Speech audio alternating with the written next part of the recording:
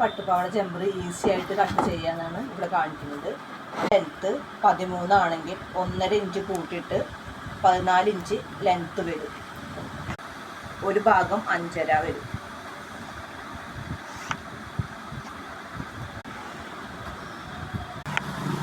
പകുതി 7,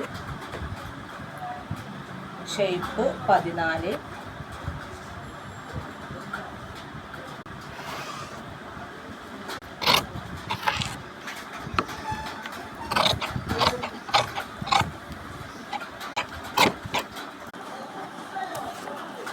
വൈഡ് 5.5,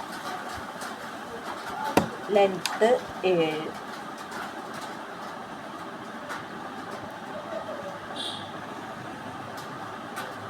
തുണി നമുക്ക് വെട്ടിയെടുക്കാം. കട്ട് ചെയ്യാൻ നോക്കാം. കൈനീളം അത് ഇവിടെ കുറവുമ്പോൾ കൈനീളത്തിന് 2 ഇഞ്ച്